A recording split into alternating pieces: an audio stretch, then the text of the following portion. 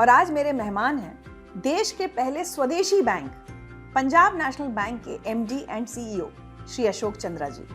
उस समय हमारे श्री लाला लाजपत राय जी जो स्वतंत्रता सेनानी भी थे, उन्होंने एक फाइनेंशियल इंस्टीट्यूशन की कल्पना की। बाकी जो स्वतंत्रता सेनानी थे उनके साथ मिलकर पंजाब नेशनल बैंक की रचना उन्होंने की, उनकी स्थापना की। 27,86,000 तो करीब करीब 28 लाख करोड़ का हमारा बिजनेस है जो सितंबर में हमारा हुआ है। 10,200 हमारी शाखाएं हैं, करीब 12,000 हमारे एटीएम हैं, 33,000 हमारे बिजनेस करेस्पॉन्डेंट हैं। तो पूरे देश में अगर मैं फुटप्रिंट के हिसाब से देखूं तो करीब करीब 56,000 ब्रांच, एटीएम और बिजनेस करेस्पॉन्डेंट को मिला दिया जाए तो 56,000 हमारे चैनल्स हैं जिनके सहायता से देश का हर एक नागरिक बैंकिंग सुविधा का लाभ ले सकता है। पहली जो मेरी पोस्टिंग थी वो बॉम्बे कोलाबा में मेरी पहली पोस्टिंग थी और 10 सितंबर 91 में मैं पटना से निकलकर बॉम्बे कोलाबा में आया, वहाँ ज्वाइन किया। मैं हमेशा देखा कि अगर आपके भीतर कैपेबिलिटी है, आपके भीतर ईमानदारी से आप काम करते हैं और आपकी कमिटमेंट अगर ऑर्गेनाइजेशन के प्रति है तो रिकॉग्निशन आपको मिलता है। फर्स्ट जो ब्रांच मैनेजरशिप मुझे मिली तो मैं कलकत्ता से गुजरात, खंभात एक जगह है गुजरात में, तो गांव में पीने का पानी नहीं था तो हमने अपनी इकोनॉमिक डेवलपमेंट फाउंडेशन की तरफ से गांव में कुआं बनाया और आज कुआं अभी भी उस गांव में है। अगर आपके भीतर ऑनेस्टी है, सिंसिरिटी है, इंटीग्रिटी है और ऑर्गेनाइजेशन के प्रति कमिटमेंट है, कोई भी ऑर्गेनाइजेशन में आप काम कर रहे हैं, कमिटमेंट अगर आपके भीतर है तो आई थिंक एक अच्छे इंसान आप बन सकते हैं। और जैसे हमारे सैनिक पूरी मजबूती के साथ बॉर्डर पे लगे हुए हैं और वो एक पूरे हमारे देशवासियों को आश्वस्त करते हैं कि आप निश्चिंत होकर सोइए और हम आपकी हिफाजत कर रहे हैं। पंजाब नेशनल बैंक की तरफ से मैं अपने सारे 18 करोड़ प्लस ग्राहक को यह आश्वस्त करता हूं कि आप जो भी बैंकिंग हमारे साथ कर रहे हैं आप बिल्कुल सुरक्षित है, आपके अकाउंट सुरक्षित है, आपके ट्रांजेक्शन सुरक्षित है। नमस्कार, मैं हूं ऋचा अनिरुद्ध और आज मेरे मेहमान हैं देश के पहले स्वदेशी बैंक पंजाब नेशनल बैंक के MD and CEO Shri Ashok Chandra ji. 3 दशकों से लंबा बैंकिंग करियर और अनुभव है उनका। बहुत सारे किस्से और सीखे हैं हमारे लिए और बैंकर्स की नई पीढ़ी के लिए। तो चलिए बातचीत का सिलसिला शुरू करते हैं अशोक चंद्रा जी से। बहुत बहुत स्वागत है सर आपका। बहुत बहुत धन्यवाद ऋचा जी, एंड धन्यवाद इसलिए कि आपने आज मौका दिया मुझे आपके साथ बात करने का और अपनी जो पर्सपेक्टिव है आपके सामने रखने का। नहीं, इतना आपका मैं जब पढ़ रही थी इतना एक रिच एक्सपीरियंस है। आई एम श्योर मेरे लिए भी बहुत कुछ सीखने को होगा और जितने लोग देखेंगे और specially as I said bankers के लिए। बट सबसे पहले मैं चाहूँगी अशोक जी, पंजाब नेशनल बैंक का इतिहास भी बड़ा दिलचस्प है। वहाँ से कहानी शुरू करते हैं। जी जी।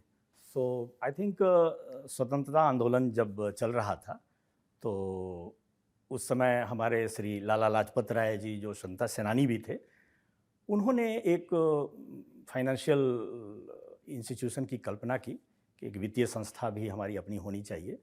और उस समय की जो संकल्पना उनकी थी, जो 1894 में उन्होंने अपने बाकी जो स्वतंत्रता सेनानी थे उनके साथ मिलकर पंजाब नेशनल बैंक की रचना उन्होंने की, उनकी स्थापना की। और 12 अप्रैल 1895 में पहली शाखा हमारी खुली पंजाब नेशनल बैंक की और श्री दयाल सिंह मजीठिया जो श्री लाला लाजपत राय जी के साथ थे वो इस बैंक के चेयरमैन हुए। और ये 131 साल का बड़ा ही गौरवपूर्ण हमारा इतिहास है और हमेशा हम बहुत ही गौरव के साथ बोलते हैं कि देश का पहला स्वदेशी बैंक है। और आज जब हमारे honourable prime minister, honourable finance minister जब स्वदेशी की बात कर रहे हैं तो हमें बहुत गर्व होता है कि हम इस पहले स्वदेशी बैंक से हम आए और आज हम उसी स्वदेशी की कल्पना कर रहे हैं और स्वदेशी को बढ़ाने में I think Punjab national bank बहुत ही अहम भूमिका अदा करता रहा है और आगे भी हम बहुत अच्छा भूमिका अदा करेंगे। कितना बड़ा है बैंक आज की डेट में? How would you define the growth of Punjab national bank? अगर मैं बिजनेस के हिसाब से बात करूं तो आज ये देश का दूसरा सबसे बड़ा पब्लिक सेक्टर बैंक है और करीब 27,86,000 मतलब करीब करीब 28 लाख करोड़ का हमारा बिजनेस है जो सितंबर में हमारा हुआ है। 10,200 हमारी शाखाएं हैं, करीब 12,000 हमारे एटीएम हैं, 33,000 हमारे बिजनेस करेस्पॉन्डेंट हैं। अच्छा। तो पूरे देश में अगर मैं फुटप्रिंट के हिसाब से देखूं तो करीब करीब 56,000 ब्रांच, एटीएम और बिजनेस करेस्पॉन्डेंट को मिला दिया जाए तो 56,000 हमारे चैनल्स हैं जिनके सहायता से देश का हर एक नागरिक बैंकिंग सुविधा का लाभ ले सकता है। और देश के हर एक राज्य में और जो केंद्र शासित प्रदेश है उसमें पीएनबी की शाखा है और हम देश के विकास में बहुत अग्रणी भूमिका अदा कर रहे हैं और आगे भी करते रहेंगे। आपकी जर्नी इस बैंक के साथ, पंजाब नेशनल बैंक के साथ 16 जनवरी 2025 को शुरू हुई। जी। लेकिन उससे पहले आपका बहुत लंबा बैंकिंग करियर का एक्सपीरियंस था। अब मैं चाहती हूँ थोड़ा आप अपने बारे में हमारे व्यूअर्स को बताएं, कैसे शुरुआत हुई एंड व्हाई बैंकिंग सेक्टर, मतलब बहुत कुछ सुनना है आपसे। जी। इनफैक्ट मैंने ग्रेजुएशन किया पटना यूनिवर्सिटी में अर्थशास्त्र और उसके बाद मैं पोस्ट ग्रेजुएशन में अर्थशास्त्र पटना में ही पले बढ़े हैं? हाँ, पटना में भी, बॉर्न एंड ब्रॉट अप मेरा पटना में ही हुआ है। और जब मैं पोस्ट ग्रेजुएशन की तैयारी कर रहा था तो मध्यम वर्गीय परिवार से आने के कारण आप जानते ही है कि सबसे पहला जो हम लोग का उद्देश्य होता है यूपीएससी। यस, यूपी बिहार में तो यूपीएससी। या सो यूपीएससी की हम सारे मित्र मिलकर यूपीएससी की तैयारी कर रहे थे। और फिर इसी क्रम में हमने सोचा कि यूपीएससी के साथ साथ क्यों नहीं कोई इमीडिएटली कोई जॉब लिया जाए। तो फिर हमने अपने सारे मित्रों के साथ मिलकर हम लोग पीओ की तैयारी शुरू की। हमने उस समय बीएसआरबी हुआ करता था, बैंकिंग सर्विस रिक्रूटमेंट बोर्ड होता था। तो बीएसआरबी नॉर्थ, साउथ, ईस्ट, वेस्ट ऐसे बीएसआरबी होते थे जो कि अब आईबीपीएस हो गया है। तो फिर हम लोगों ने बीएसआरबी का एग्ज़ाम दिया। आई थिंक 3 या 4 महीने हमने अच्छी तैयारी की पीओ की। यूपीएससी को थोड़ा रोक कर हमने उसकी तैयारी की और सबसे पहला एग्ज़ाम जो हमने दिया था वो बीएसआरबी नॉर्थ का दिया था जिसमें पंजाब नेशनल बैंक था। और मैं इनफैक्ट जब मैं पीएनबी ज्वाइन किया उस समय भी फर्स्ट डे जब मैंने अपने सारे स्टाफ को एड्रेस किया तो मैंने इस इंस्टांस को कोट किया कि मैं रिटेन में उस एग्ज़ाम में क्वालिफाई किया था। अच्छा। और फाइनल जब इंटरव्यू हुआ तो उसमें पीएनबी के चेयरमैन थे, उस इंटरव्यू बोर्ड के भी चेयरमैन थे श्री रशीद जिलानी जी। तो मुझे याद है वो सारा इंस्टेंस। और आपका भाग्य और आपका जो परिश्रम है कहाँ से कहाँ ले जाता है। अनफॉर्चुनेटली उसमें मेरा सिलेक्शन नहीं हुआ था। सो पंजाब नेशनल बैंक में हम उसको मैनेजमेंट ट्रेनी बोलते हैं, पीओ को मैनेजमेंट ट्रेनी बोला जाता है। तो उसमें मेरा सिलेक्शन नहीं हुआ जो कि पहला मेरा एग्ज़ाम था कॉम्पिटिटिव इसमें। दूसरा मैंने एग्ज़ाम दिया था बीएसआरबी साउथ का और उसमें भी मैंने देखा था कि कैनरा बैंक बड़ा लीडिंग बैंक था साउथ का। तो उसको ध्यान में रख के हमने बीएसआरबी साउथ दिया था। मेरा सिलेक्शन उसमें हुआ और फाइनल सिलेक्शन भी हुआ। लेकिन मुझे मालूम हुआ कि उसमें कैनरा, विजया, सिंडिकेट और कॉर्पोरेशन 4 बैंक मिलाकर साउथ के वो बीएसआरबी साउथ का एग्ज़ाम हुआ था वो। अच्छा। और वो सिलेक्शन के बाद वो अलॉटमेंट करते थे, कुछ उनकी अपनी पद्धति थी उसके हिसाब से। तो मुझे उसमें कॉर्पोरेशन बैंक मिला, कैनरा बैंक नहीं मिला। और पहली जो मेरी पोस्टिंग थी वो बॉम्बे कोलाबा में मेरी पहली पोस्टिंग थी। और 10 सितंबर 91 में मैं पटना से निकलकर बॉम्बे कोलाबा में आया, वहाँ ज्वाइन किया और मेरी फिर प्रोफेशनल जर्नी वहाँ से शुरू हुई। क्या बात। यूपीएससी की तैयारी हम कर रहे थे, अर्थशास्त्र मेरा सब्जेक्ट था, मैथ मेरा सब्जेक्ट था। लेकिन फिर बैंकिंग में हम इतनी गहराई से जुड़ गए कि फिर आगे फिर हम सक्सेसफुल, हाँ दिल भी लग गया। और हमारा हमेशा ये उद्देश्य रहा है और अभी भी है कि जो काम हम करते हैं तो फिर ही तन्मयता से करते हैं। तो उसमें पूरी जी जान से हमने उसकी बैंकिंग के भीतर हमने अपना पूरा दिया। फिर यूपीएससी में हम सक्सेसफुल नहीं हो पाए, लेकिन मेरी पूरी जो जर्नी रही बड़ा सेटिस्फाइंग रहा है। तो 1991 से 2020 मार्च 2020 तक कॉर्पोरेशन बैंक में मैं रहा और सबसे लंबा समय रहा। और स्केल 1 में मैं ज्वाइन किया था और जनरल मैनेजर तक मैं, जो कि उस समय टॉप मोस्ट पोस्ट हुआ करता था। जनरल मैनेजर ही सबसे बड़ा पोस्ट होता था, बाद में अब तो चीफ जनरल मैनेजर भी हो गया। तो वहाँ तक मैं पहुँचा। तो 1906 का कॉर्पोरेशन बैंक का भी बड़ा गौरवशाली इतिहास रहा है और वो भी बड़े ही स्वतंत्रता सेनानी थे जो उसके फाउंडर थे। खान बहादुर उनका नाम था, खान बहादुर हाजी अब्दुल्ला हाजी कासिम साहब बहादुर, हमारे जो फाउंडर थे कॉर्पोरेशन बैंक के। और उन्होंने भी अपनी पूरी लाइफ और पूरे जो उनके जो रिसोर्सेज थे वो बैंक और सोसाइटी को कंट्रीब्यूट कर दिया। तो कॉर्पोरेशन बैंक का भी बड़ा गौरवशाली इतिहास रहा है, बड़ा अच्छा कल्चर रहा है। और आज मैं जो कुछ भी हूँ, आई थिंक उसमें बहुत बड़ा रोल पहले कॉर्पोरेशन ऑर्गेनाइजेशन बैंक में का आप है। जिसमें काम या करते हैं, क्योंकि करेक्ट, वहाँ बिल्कुल नीचे से बिल्कुल बिल्कुल ऊपर की चढ़ाई चढ़ते हैं, तो करेक्ट वहाँ करेक्ट सारे लर्निंग बिल्कुल एक्सपीरियंसेस सब। बिल्कुल। कोई मेंटोर रहा आपका बैंकिंग में, आप अगर कहेंगे कि हाँ ये मेरे गुरु हैं? आई थिंक मैं बड़ा फॉर्चुनेट रहा हूँ कि स्केल 1 ऑफिसर में मेरा जस्ट 5 साल कंप्लीट हुआ था, और मुझे मेंटरशिप मिला मुझे 2 बहुत ही बड़ी शख्सियत का, अच्छा। और श्री एम.भी. नायर और श्री के.आर. कामत साहब। जो श्री एम.भी. नायर साहब जो यूनियन बैंक के चेयरमैन हुए, लंबे समय तक रहे। श्री के.आर. कामत साहब पंजाब नेशनल बैंक के ही वो चेयरमैन थे, लंबे समय तक रहे, और वो डीजीएम और जीएम हुआ करते थे। मैं स्केल 1 ऑफिसर था, लेकिन बड़ा अच्छा मेंटरशिप उनका रहा। इसके अलावा भी कॉर्पोरेशन बैंक में काफ़ी उच्च अधिकारी का मार्गदर्शन मुझे मिलता रहा, और आई थिंक लोग बोलते थे कि साउथ बेस्ट बैंक है, आप बिहार से हो, तो मैं हमेशा देखा कि अगर आपके भीतर कैपेबिलिटी है, आपके भीतर ईमानदारी से आप काम करते हैं, और आपकी कमिटमेंट अगर ऑर्गेनाइजेशन के प्रति है, तो रिकॉग्निशन आपको मिलता है। और मैंने ईच एंड एवरी मूवमेंट मैंने कॉर्पोरेशन बैंक में एंजॉय किया, और 2020 के बाद जब मैं अमालगमेशन हुआ तो मैं यूनियन बैंक में आया। 1 अप्रैल 2020 से यूनियन बैंक में एज ए सीजीएम में आया, यहाँ पे चीफ जनरल मैनेजर, और 1 जनवरी 2020 से लेकर 21 नवंबर 2022 तक मैं एज ए सीजीएम रहा। बहुत ही अच्छी जर्नी रही वहाँ पे, और वहाँ भी जो टॉप मैनेजमेंट थे उनका मार्गदर्शन मुझे मिला, और मुझे आगे ईडी और एमडी बनने में उन सारे लीडर्स का बहुत बड़ा कंट्रीब्यूशन रहा। लैंग्वेज की आपने बात करी, तो कभी बैरियर नहीं बना? आजकल जैसे इसके ऊपर इतना विवाद होता है, बट अब आप जहाँ भी आपकी पोस्टिंग होती होगी, तो वहाँ की भाषा समझना, लोगों से इंटरैक्ट करना कितना आसान रहा आपके लिए वो? देखिए, इसमें 2 चीज़ें हैं। एक, आप लोकल लैंग्वेज में अगर आप कम्युनिकेट करते हैं, स्पेशली नीचे के लेवल पे आप अगर हैं, जहाँ पे इमीडिएट आपका कनेक्शन होता है लोकल लोगों के साथ। आप टॉप लीडरशिप में हैं तो बहुत बड़ी इसमें कोई समस्या नहीं है। लेकिन आप जब क्लरिकल लेवल पे हर काम दिन करते सामना हैं, करना है, हर दिन आपको public का, ग्राहक के हाँ, साथ हाँ। मुकाबला करना है, आपको उनके साथ इंटरैक्ट करना है, तो definitely I think local language तो एक इम्पॉर्टेंट हेल्प करता है। लेकिन इसके साथ साथ मेरा एक दूसरा पक्ष भी इसके साथ है कि आपके भीतर अगर एक पॉजिटिविटी है, एक सर्विस देने की एक भीतर से संकल्पना है और एक दृढ़ता है आपके साथ, तो आई थिंक उस बैरियर को भी आप क्रॉस कर सकते हैं और आप लोगों के साथ अच्छा रिलेशन डेवलप कर सकते हैं।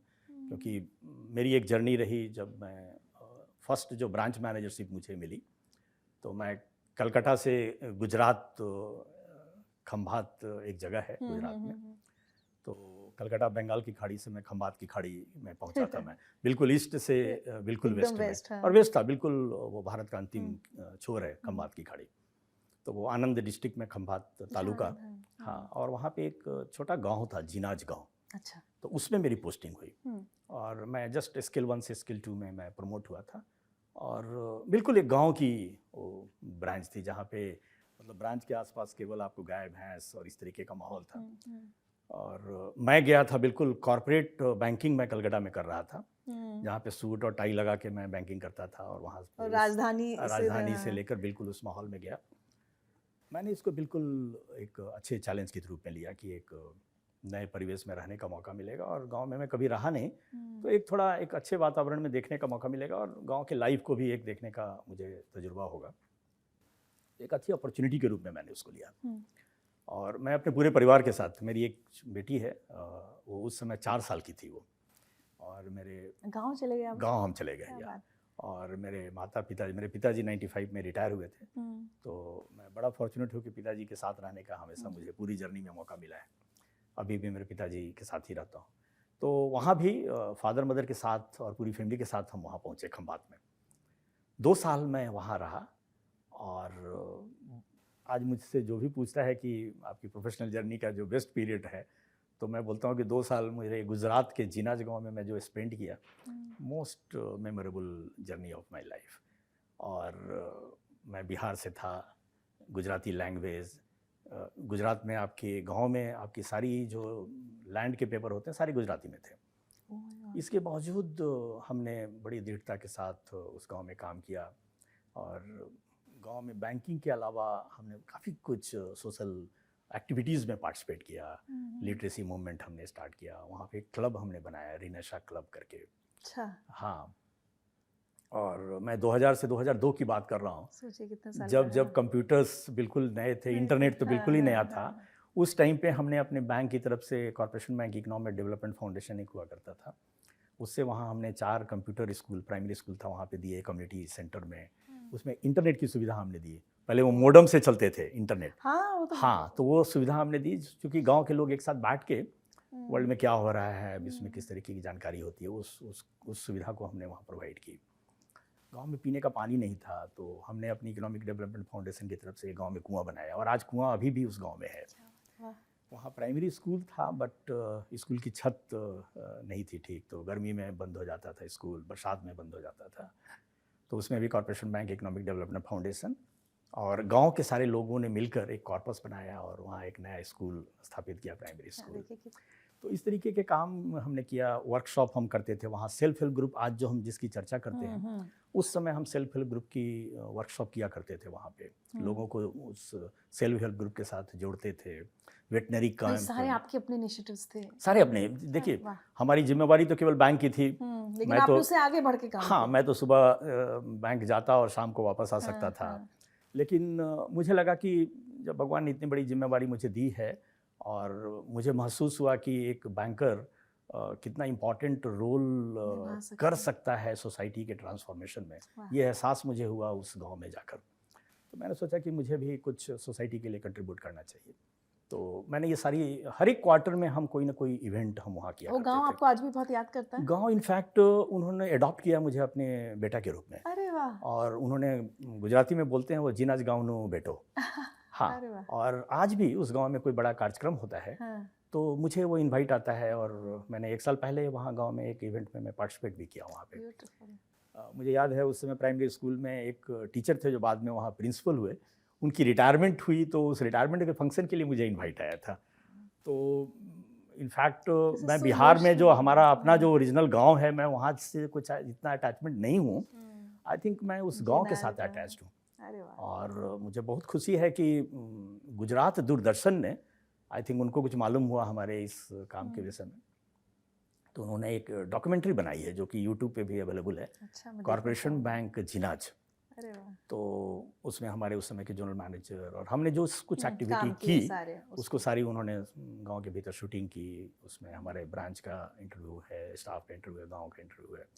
तो एक बड़ा अच्छा सेटिस्फाइंग अनुभव रहा, और मुझे ऐसा लगता है कि आज जो मैं इस पोस्ट पे पहुंचा हूं, उस गांव के लोगों का ब्लेसिंग्स हमारे साथ जरूर रहा है, तभी आप इस मुकाम पे पहुंच सकते हैं। देखिए, इतनी इम्पोर्टेंट बात यह है कि इतना सब कुछ, इतना एक स्ट्रॉन्ग रिश्ता नहीं बन पाता अगर अशोक जी या गांव वाले अपनी भाषा को लेकर बहुत रिजिड हो जाते हैं। तो इतना कितना ज़रूरी है हम सबका फ्लेक्सिबल होना। लेकिन जैसा मैंने कहा था, देखिए बहुत कुछ सीखे हैं इनसे लेने के लिए। इतनी अच्छी बात कही कि चाहते तो अपना 9 से 5 की एक नौकरी करते, अपना शाम को घर जाते, लेकिन अगर हर नौकरी में हम लोग, चाहे हम किसी भी प्रोफेशन में हो, ये समझ लें कि हम how we can give something to the society, तो हर इंसान एक चेंज मेकर बन सकता है। मुझे वाकई लग रहा है आप उन चेंज मेकर्स में से एक हैं। एक और बड़ी प्यारी बात मैंने आपकी भी नोटिस की अशोक जी, आपने कहा मैं अपने पिता के साथ रहता हूँ। ये छोटी छोटी बातें ना किसी व्यक्ति के संस्कार दिखाती हैं। आज एकदम कट थ्रोट कॉम्पिटिशन है, हर प्रोफेशन में स्ट्रेस है, ये है।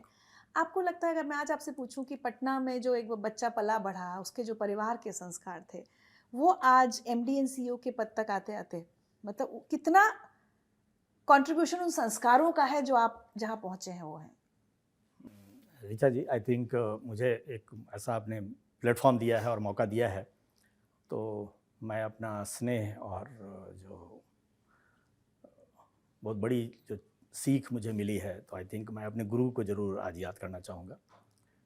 पंडित श्री राम शर्मा आचार्य मेरे गायत्री परिवार मेरे गुरु रहे हैं, और इनफैक्ट मेरा नाम और नामकरण संस्कार गुरुजी ने किया है। तो आप समझ सकते हैं कि एक इतनी बड़ी जो शक्ति है, उस शक्ति ने अगर मुझे ये नाम दिया है, तो ज़रूर मुझे उस नाम के साथ एक अपने आप को इंसाफ करना ज़रूरी है। और घर में जो मेरी परवरिश भी रही, तो मेरे फादर सेंट्रल गवर्नमेंट में काम करते थे। और पूरी जीवनी मैंने देखी कि बड़ा ही सिंसियरिटी और इंटीग्रिटी के साथ उन्होंने काम किया है। तो 3-4 चीज़ें जो हैं, जो ऑनेस्टी, सिंसियरिटी और इंटीग्रिटी, ये 3 चीज़ें मैंने अपने पिताजी से सीखी है और उन चीज़ों को मैंने अपनी पूरी लाइफ में अडॉप्ट किया है। और मैं जब भी अपने एम्प्लॉइज़ के साथ, अपने स्टाफ मेंबर्स के साथ जब बात करता हूँ, तो मैं हमेशा, बिजनेस तो एक पहलू है, बिजनेस, टारगेट, वो सारी चीज़ें हो जाएंगी।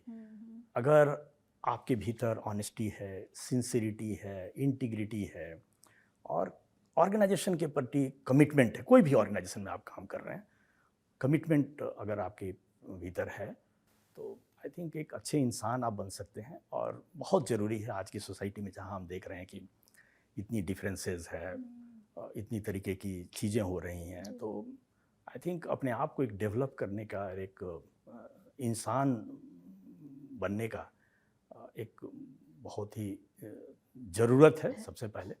अच्छा इंसान होगा अच्छा तो इंसान अगर आप प्रोफेशनल हो हैं तो आप अच्छे प्रोफेशनल जरूर हो जाएंगे, इसमें कोई दो मत नहीं है। तो मेरा हमेशा से ये पहलू रहा है कि मैं भी उसी के ऊपर अपने आप को ढाला हूँ, उसी के ऊपर काम करता हूँ। आज भी मैं प्रयास वही करता हूँ कि अपने आप को कैसे एक अच्छे इंसान के रूप में अपने आप को प्रस्तुत कर सकूँ। और मैं आपके चैनल से भी, माध्यम से भी, अपने सारे जो हमारे सहकर्मी हैं या जो भी लोग इसको देखें, तो सबसे पहले ये प्रयास ज़रूर करें कि हम पहले अच्छे इंसान बने और बिजनेस, टारगेट्स, कमर्शियल जो एक्टिविटी होती है, वो सारी चीज़ें बहुत अच्छे ढंग से आप अपने लाइफ में जी सकते हैं। ऐसा माना जाता है, जैसे मैं भी देखती हूँ फैमिली में, अगर कोई बैंकर्स हैं तो बहुत स्ट्रेस वाला जॉब है, क्योंकि टारगेट्स हैं, या वो मंथ एंड आ रहा है, फिर वो ईयर एंड आ रहा है, मैं देखती हूँ।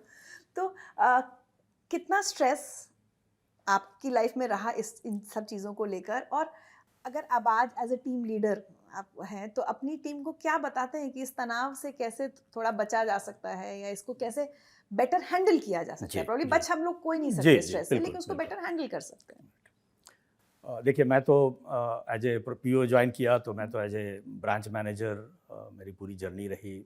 1991 से 2014 तक मैं ब्रांच मैनेजर ही था, डिफरेंट कैपेसिटी में, स्केल 1, 2, 3, 4, स्केल 5 तक, एजीएम तक मैं ब्रांच मैनेजर था, बांद्रा की एक ब्रांच में। लास्ट मेरा जो असाइनमेंट था, मैं दुबई में भी कॉर्पोरेशन बैंक को हेड कर रहा था। 4.5 साल मैं वहाँ भी रहा। उसके बाद मैं रीजनल मैनेजर हुआ, वाराणसी में हमारी एक नई रीजन खुली थी, तो वहाँ भी मैं रीजनल मैनेजर रहा। पूरा देश घूमे हैं। उसके बाद 9 स्टेट में मैंने काम किया है, और दिल्ली में मैं जनरल मैनेजर था। तो तनाव तो देखिए, मैं इसको तनाव की तरह लेता ही नहीं हूँ। कोई भी आपको बिजनेस और टारगेट्स दिए जाते हैं, तो आपको आपके इसको देखने का 2 नज़रिया। एक तो आप बिल्कुल आप फोकस करेंगे कि मुझे टारगेट ही अचीव करना है, बिजनेस अचीव करना है। दूसरा है कि आप कैसी अच्छी एक टीम बिल्डअप कर सकते हैं, और उसमें बहुत इम्पॉर्टेंट एक रोल होता है सेल्फ बिलीफ का। आई थिंक अगर आपके भीतर एक बिलीफ है कि मैं ये कर सकता हूँ, और मैं हमेशा मेरा ये मानना रहता है कि अगर कोई दूसरा आदमी कोई काम कर सकता है तो मैं भी कर सकता हूँ। ये विश्वास मुझे हमेशा रहा है और आज भी, और यही कारण है कि मैं इतने बड़े बैंक को आज बहुत सक्सेसफुली हैंडल कर रहा हूँ। कॉर्पोरेट, इससे पहले कैनरा बैंक में था, वहाँ भी मैंने सक्सेसफुली हैंडल किया। तो एक अपने भीतर आत्मविश्वास पैदा करना बहुत ज़रूरी है। दूसरा फिर इम्पॉर्टेंट रोल हो जाता है कि आप टीम कैसी बिल्डअप करते हैं। अगर आप वो टारगेट को केवल अपना टारगेट मान के चलेंगे ना, कि ये पूरी टारगेट मुझे मिली हुई है और मुझे ही करना है, तो फिर बहुत स्ट्रेस आपको हो जाएगा, और बहुत स्ट्रेस हो जाएगा। तो आई थिंक आपके साथ एक अच्छी टीम होनी चाहिए, और उस टीम बिल्टअप में अगर आप ब्रांच मैनेजर भी हैं तो आपके साथ 5-6 लोग होते हैं। अगर आप रीजनल मैनेजर हैं तो आपके साथ बड़ी टीम होती है, क्योंकि आपके साथ फिर 40-50 ब्रांच होते हैं। जोनल मैनेजर हैं तो आपके साथ 1000 से ऊपर ब्रांचेज होती हैं, 1000-2000 एम्प्लॉई होते हैं। तो जब तक आप अपने भीतर बिलीफ नहीं पैदा करें और अपनी टीम को ये विश्वास नहीं पैदा करें कि हमारे भीतर ये काम करने की क्षमता है, हम ये काम कर सकते हैं। एज ए ह्यूमन बीइंग हम सभी लोगों के भीतर बहुत पोटेंशियल है, लेकिन उस पोटेंशियल को हार्नेस हम कैसे करें, आई थिंक वो एक बहुत ही इंपॉर्टेंट हो जाता है। तो अगर हम इसके ऊपर फोकस करें, ना कि केवल टारगेट और बिजनेस के ऊपर फोकस करें, अगर इन चीज़ों के ऊपर फोकस करें, अच्छी टीम बिल्डिंग में काम करें, कुशलता के साथ काम करें, तो ये बिजनेस और टारगेट्स ये सब अचीवेबल हैं, सब कुछ हो सकते हैं। मुझे लगता मैं है इस क्रम में leaders आपको को भी देख सोचना, ये हाँ, लीडरशिप को सोचना होगा, बिल्कुल तभी ये वो नीचे लीडरशिप, जाएगा करेक्ट मैसेज। करेक्ट, ये इनफैक्ट ये टॉप लीडरशिप से ये स्टार्ट होनी चाहिए। अगर बैंक के हेड हैं, जैसे मैं अभी एमडी एंड सीईओ हूँ, तो ये यहाँ से स्टार्ट होनी चाहिए। हमारे एग्जीक्यूटिव डायरेक्टर्स, मेरे सीजीएम, जीएम, मेरे जोनल हेड, हर एक लेवल पे ये पर्कुलेट होनी चाहिए। तब वो down the level branch manager भी उसी ढंग से सोचेगा, बिकॉज ब्रांच मैनेजर भी एक छोटी एरिया में जब वो काम कर रहा है तो उस बैंक को रिप्रेजेंट कर रहा है वो। एंड मैं तो हमेशा बोलता हूँ कि एक गांव में भी कोई ब्रांच है, पीएनबी की अगर ब्रांच है, तो गांव के लोग एमडी और ईडी को नहीं जानते हैं। उनको वो सबसे बड़ा उनके वही सबसे बड़ा आदमी है। वो वहाँ के मैनेजर को ही समझते हैं कि यही बैंक का एमडी है। वहाँ पे आप अगर एमडी के रूप में चले भी जाए तो उनको कोई फर्क नहीं पड़ता है। और मैंने ये देखा है, मैं 1.5 साल पहले जब जिना गाँव में के पास गया तो कुछ लोग आए मिले, तो वो ब्रांच मैनेजर को ही वो समझ रहे कि यही एमडी है। उनको कुछ मतलब नहीं है कि आप ईडी हो गए, एमडी हो गए, इससे कोई मतलब नहीं है। तो हर एक लेवल पे आई थिंक हर एक जो ब्रांच मैनेजर है या जो टीम को, छोटी टीम को भी लीड कर रहा है, उसके भीतर भी ये भावना अगर हो कि मुझे अच्छी टीम बनानी है, मुझे अपने आप को डेवलप करना है, मेरी टीम को डेवलप करना है, तो ये ऑर्गेनाइजेशन बहुत अच्छे से डेवलप हो सकता है। और मैं हमेशा मानता हूँ, मैं जितनी टाउन हॉल मीटिंग करता हूँ, अपने सारे स्टाफ को बोलता हूँ कि एज ए ह्यूमन बीइंग हमारे भीतर अपार क्षमता है। और इसमें मैं छोटा सा एक आपको स्टोरी कोट करूँगा, बड़ा लाइव स्टोरी है। आई थिंक हम सब लोग जानते हैं कि Sherpa Tenzing and the Edmund Hillary mount Everest पे उन्होंने सफलता प्राप्त की, लेकिन वो सफलता उन्हें एक अटेम्प्ट में नहीं मिली थी। वो एक अटेम्प्ट जो उन्होंने किया था तो बेस 3 तक वो पहुँचे, और उसके बाद कुछ ऐसी परिस्थिति हुई जिसके कारण वो माउंट एवरेस्ट पे उस समय नहीं जा पाए उस अटेम्प्ट में। तो एक बड़ा अच्छा प्रसंग है वहाँ पे, जहाँ पे एडमंड हिलेरी ने माउंट एवरेस्ट को देखा, नीचे से वो देख रहे हैं कि वो माउंट एवरेस्ट है उस बेस 3 कैंप से, लेकिन पहुँच नहीं पा रहे थे। तो उन्होंने डिसाइड किया कि इस अटेम्प्ट में हमें वापस जाना है। तो वापस जाने के पहले एक एडमंड हिलेरी ने एक सेंटेंस बोला, जो कि उन्होंने कोट भी किया है, कि एज ए ह्यूमन बीइंग, उसको इंग्लिश में है कि as an human being I will improve myself and I will come back again and I will conquer you। उनको माउंट एवरेस्ट को देखकर वो बात कर रहे हैं कि as an human being I will develop myself and I will come back again and I will conquer you। As a mountain you cannot grow further। and ठीक उसके बाद उन्होंने दोनों लोग फिर से अटेम्प्ट किया, नेक्स्ट अटेम्प्ट, और सफलता उनको मिली इसमें। तो मुझे लगता है कि as an human being we should always take the challenges and हमारे भीतर जो क्षमता है, आई थिंक ये सब स्टोरीज हमें मोटिवेट करती है कि हम कुछ भी अचीव करने के लायक हैं। अब आपकी एक स्टोरी सुनना चाहूँगी मैं। लीडरशिप पे तो हम बाद में आ जाएंगे, लेकिन क्या होता है जब हम लगातार बात कर रहे हैं कि जहाँ से आपने शुरू किया, स्केल 1, स्केल 2, बैंक में किसी कस्टमर के साथ, किसी ग्राहक के साथ कोई ऐसा एक्सपीरियंस, कई बार एक ज़माना था जब भाई ग्राहक लड़ पड़ता था, मेरा ही पैसे क्यों नहीं हो रहा, ऐसा क्यों नहीं हो रहा, उतना पता नहीं होता है नहीं, लेकिन कोई ऐसा एक्सपीरियंस जो आपको आज तक याद हो, जिसने आपको कोई बहुत बड़ा लेसन सिखाया हो? मैं फिर वही गांव की बात करूंगा, तो जिनाज गांव की बात करूंगा। तो वहाँ पे पहली बार मैं देखा कि बहुत सारे लोग आ रहे हैं और थंब इम्प्रेशन लगा रहे हैं लोन लेने के लिए। तो मुझे ऐसा लगा कि मतलब अभी भी हम उसी एरा में हैं और लोग थंब इम्प्रेशन से अंगूठा छाप पे काम कर रहे हैं।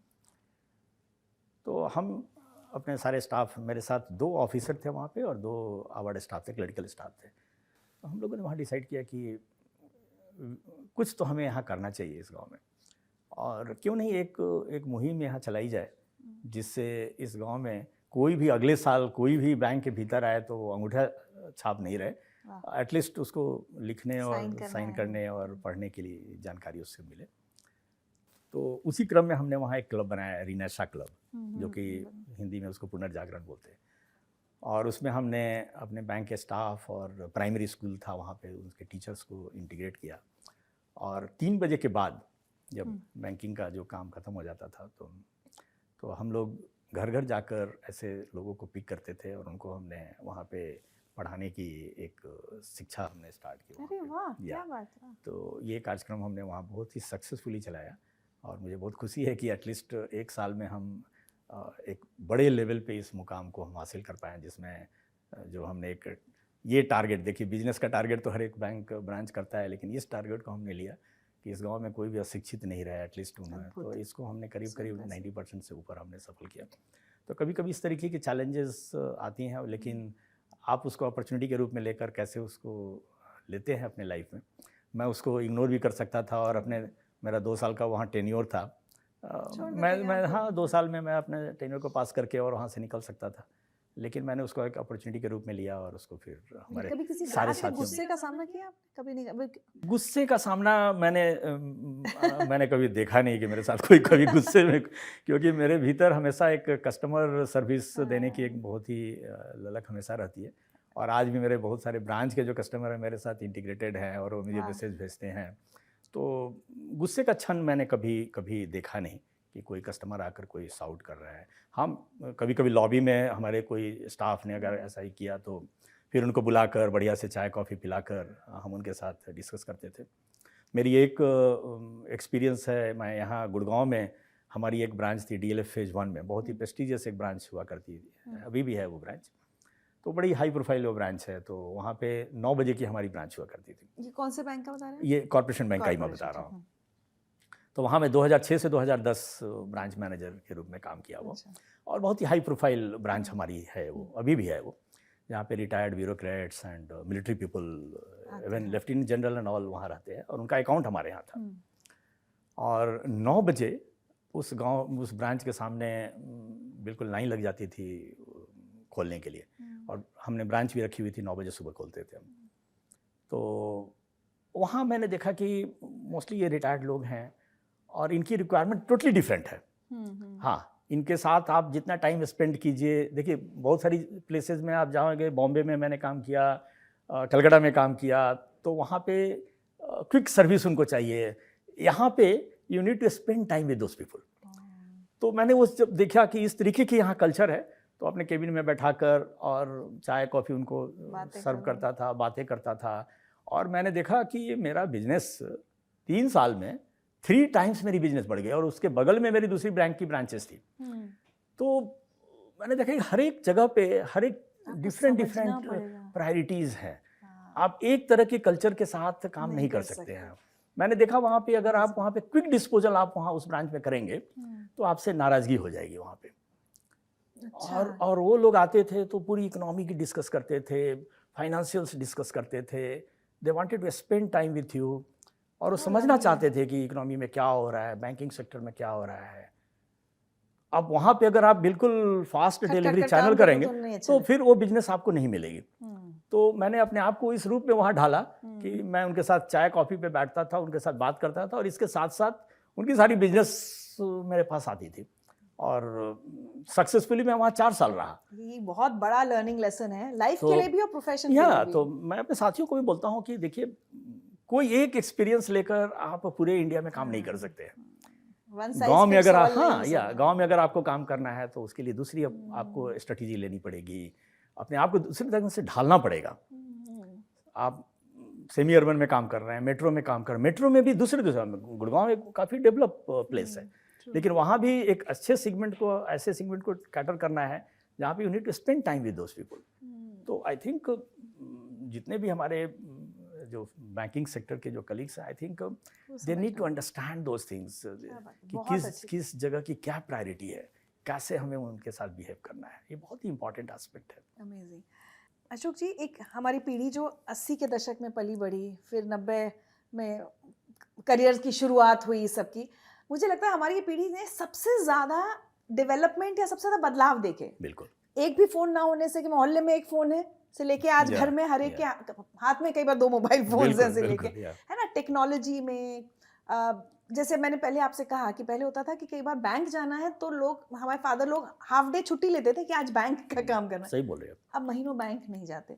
तो एज अ बैंकर आपने इस बदलाव को कैसे देखा है, और कितना चैलेंजिंग रहा आपके लिए एज अ बैंकर इस बदलाव से बार बार लगातार अपने आप को अडेप्ट करने में?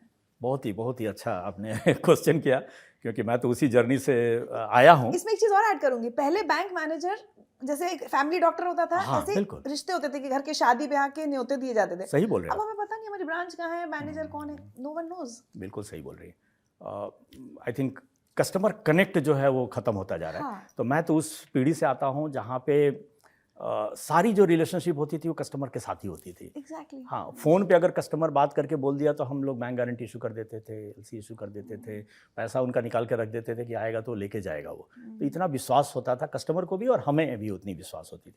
तो मैं तो 91 से जब स्टार्ट किया तो उसमें तो मैनुअल लेजर हुआ करते थे। हाँ, बड़ी-बड़ी मोटी लेजर होती थी और उस लेजर में सारी एंट्रीज़ की जाती थी। मुझे याद है कि ब्रांच के भीतर अकाउंट खोलने के लिए लोग किसी से पैरवी करते थे। इंट्रोडक्शन खोजते थे कि आप जाकर मेरा इंट्रोडक्शन करोगे और एक बिल्कुल इंट्रोडक्शन का एक कॉलम हुआ करता था जहाँ पे कोई आदमी इंट्रोड्यूस करता था, तब जाकर किसी का अकाउंट खुलता था। तो ये जर्नी हमने देखी है और आज आप घर बैठे मोबाइल के ऊपर और हमारे साइट के ऊपर जाकर आप वीडियो केवाईसी के थ्रू अकाउंट खोल सकते हैं। तो देखिए हम लोग 91 से लेकर अभी तक की जो पूरी जर्नी हमने देखी, आपको अपने आप को बिल्कुल री इंजीनियरिंग करनी पड़ेगी, री इन्वेंट करना पड़ेगा अगर आप अपने आप को इस सोसाइटी में अपने आप को रेलिवेंट महसूस कराना चाहते हैं। तो अब आज मैं अपनी स्टोरी वही अपने स्टाफ को बोलूँ कि भाई मैं तो उस लेजर इससे आया हूँ और 10 घंटे मैं ब्रांच में काम करता था और 10 बजे रात तक मैं बैठता था। I cannot expect this things from my colleagues now. और ये एक्सपेक्टेशन भी फिर गलत हो जाएगा बिकॉज इतनी ट्रांसफॉर्मेशन पूरी जर्नी में हो गई है, इतनी चीज़ें सारी डिजिटली आ गई हैं, तो आज तो customer convenience is the top most priority now. लेकिन इसके साथ साथ आज की डेट में भी कस्टमर कनेक्ट अभी भी बहुत ही इंपॉर्टेंट रोल है। आप लोग भले ही अकाउंट खोल ले रहे हैं, सुविधा उनको मिल गई है, लेकिन आज भी जब आप as a branch manager, as a branch official और as a MD and CEO also, जब आप लोगों के साथ इंटरेक्ट करते हैं, लोगों के साथ फ़ोन पे बात करते हैं या मिलते हैं, तो वो एक बॉन्डिंग अभी भी, देखिए हम ह्यूमन एस्पेक्ट को कभी भी नेग्लेक्ट नहीं कर सकते हैं। आप कितनी भी डिजिटली अपने आप को एडवांस कर लीजिए, लेकिन human connect, human aspect important role हमेशा अदा करता रहा है और आगे भी रहेगा ये। तो आई थिंक हमेशा मेरा ये विश्वास है कि डिजिटली आप अच्छी सुविधा दीजिए, कन्वीनियंस प्रोवाइड कर दिए, जिससे लोगों को किसी भी तरीके की फाइनेंशियल नीड की ज़रूरत है तो उसको किसी चीज़ के लिए आगे पीछे करने की ज़रूरत नहीं है। बिल्कुल प्रोसेस आप ट्रांसपेरेंट कर दीजिए, लेकिन जहाँ भी अगर उसको कुछ ज़रूरत है तो उसको आप फिर डिजिटल में ट्रांसफर मत कीजिए कि भाई आप मेरे कॉल सेंटर पे बात कर लो और वहाँ से लो। वहाँ अगर आप थोड़ा सा पर्सनल कनेक्ट ला देते हैं तो बहुत बड़ा डिफरेंस हम क्रिएट कर सकते हैं। तो हम कभी कभी ये भूल कर लेते हैं कि हम केवल डिजिटली बात करते हैं और वी थिंक कि एवरीथिंग डिजिटली हो जाएगा और लोगों को फिर ब्रांच से क्या मतलब है या बैंक एम्प्लॉय से क्या मतलब है। यहाँ पे एक ज़रूरत है हमारे बैंक एम्प्लॉयज़ को भी कि थोड़ी फिजिकल कनेक्ट रखें, कस्टमर कनेक्ट रखें और डिजिटल जितनी हम कर सकते हैं उसको हम करें, तो एक सोसाइटी में बहुत अच्छी चेंजेस हम ला सकते हैं। प्राइवेट बैंक्स का आना कितनी बड़ी चुनौती रहा पब्लिक सेक्टर बैंक्स के लिए, क्योंकि मुझे ये भी एक फेज़ याद है जब लगता था कि अरे यहाँ सब कुछ जल्दी हो जाता है, अभी ये सरकारी वाले बैंक में जाएंगे वहाँ वो, क्योंकि क्या होता है ना, स्टाफ की आदत एक तरह से बनी हुई होती है। बिल्कुल। अब यहाँ आए सडनली हर चीज़ स्पीड अप हो गई, तो वो आप लोगों के लिए कितना बड़ा चैलेंज था? और क्या अब आप एट पार हैं? या देखिए ये एक फेज़ था, आई थिंक मैं बोलूँ तो 2000 से 2010 तक का एक फेज़ था जहाँ पे कुछ प्राइवेट सेक्टर बैंक्स आए और जब भी कोई नए एंट्रेंट जब आते हैं तो वो लेटेस्ट टेक्नोलॉजी, लेटेस्ट डिजिटल इसके साथ आए और एक बैंकिंग सेक्टर में ट्रांसफॉर्मेशन तो ज़रूर प्राइवेट सेक्टर बैंक के आने से हुआ। काफ़ी कुछ डिजिटल इनिशिएटिव वो लेकर आए, लेकिन उसके बाद सारे public sector bank, not only BNB, सारे पब्लिक सेक्टर बैंक इसके ऊपर काफ़ी उन्होंने फोकस किया। और बड़ा चैलेंज रहा होगा आप लोगों के लिए। ये बहुत बड़ा चैलेंज है। देखिए हमारा 131 साल का इतिहास है, हमारी लीगेसी है। तो प्राइवेट सेक्टर बैंक जो स्टार्ट कर रहे हैं, जिनके पास इमीडिएटली स्टार्ट कर रहे हैं या जिनके पास 10, 20, 25 साल का लीगेसी है और हमारे पास 100 ईयर्स की लीगेसी है, तो डेफिनेटली एक बहुत बड़ा चैलेंज है बिकॉज आपको उस सारे सिस्टम को कन्वर्ट करना है, डिजिटल लाना है। आपकी जो डेटा जो बनी हुई है, वो डेटा जो आपने इनपुट उस समय बनाया है, वो सारी डेटा आज के डिजिटल के रूप में कैप्चर्ड नहीं है उस समय के इसमें। तो एक बार बहुत बड़ी एक्सरसाइज सारे पब्लिक सेक्टर बैंकों ने किया और 2010 से लेकर आज तक एक बहुत ही बड़ी digital transformation public sector bank में हुई और जिसका नतीजा है कि आई थिंक पिछले 2-3 साल से अगर आप देखें तो public sector bank far ahead है प्राइवेट सेक्टर बैंक की तुलना में। और आई थिंक डिजिटली तो जितने भी प्रोडक्ट हमारे कॉम्पिटिटर्स प्राइवेट सेक्टर में दे रहे हैं, we are all at par at many areas. हमने भी अभी नई टेक्नोलॉजी अडॉप्ट की है, नए मोबाइल बैंकिंग अडॉप्ट की है, इंटरनेट बैंकिंग आज सारे पब्लिक सेक्टर बैंक्स में है। तो आज तो आई थिंक सारे public sector bank far ahead है and they are all providing the excellent digital. एक 10-15 साल का समय मुझे लगा होगा, जब ऐसा लगा होगा 15 साल तो लगा है इसमें, क्योंकि हमारी जो पुरानी जो डेटा थी उसको ट्रांसफॉर्म करना, फिर नए चैनल को अडॉप्ट करना, आपको अपने स्टाफ को भी रीस्किल करना है, अप स्किलिंग करनी है। तो I think it was a very wonderful, I have seen the journey कि पहला एक कंप्यूटर लगा तो कितनी खुशी लोगों को हुई और आज हम कहाँ से कहाँ पहुँच गए हैं। या तो एक बहुत लंबी जर्नी पब्लिक सेक्टर बैंक्स ने तय की है और आज एक बहुत ही स्ट्रॉन्ग पब्लिक सेक्टर बैंक्स, सारे बैंक अच्छे मुकाम पे हैं। आई थिंक इंडिया की ग्रोथ स्टोरी में पब्लिक सेक्टर बैंक ने बहुत इम्पॉर्टेंट भूमिका अदा की है। मतलब क्या है ना, इस ग्रोथ के साथ एक नया चैलेंज आया, अभी साइबर सिक्योरिटी, अब ये यूपीआई से कहीं गलत पेमेंट ना हो जाए, ओटीपी आपके पास है, मतलब इतने तरह के हो गए अब तो साइबर क्राइम्स, इससे आप कैसे डील कर रहे हैं? देखिए, इसमें दो इम्पॉर्टेंट एस्पेक्ट मैं बोलना चाहूँगा। और चूँकि मुझे ये एक प्लेटफॉर्म मिला है तो जितने लोग इसको देख रहे हैं, मैं सारे लोगों से भी ये अनुरोध करूँगा कि वो ज़रूर जो भी डिजिटल टूल्स वो यूज़ करते हैं, कभी किसी डिजिटल टूल को किसी के साथ शेयर ना करें। वो फैमिली के लोग हों या आपके फ्रेंड्स हों या कोई भी अननोन आदमी अगर आपके मोबाइल बैंकिंग का पासवर्ड मांगता है या कोई ओटीपी मांगता है, तो कभी भी आप इन चीज़ों को शेयर ना करें। देखिए, पिछले आई थिंक 2011-12 से अभी तक एज ए बैंकर होने के नाते भी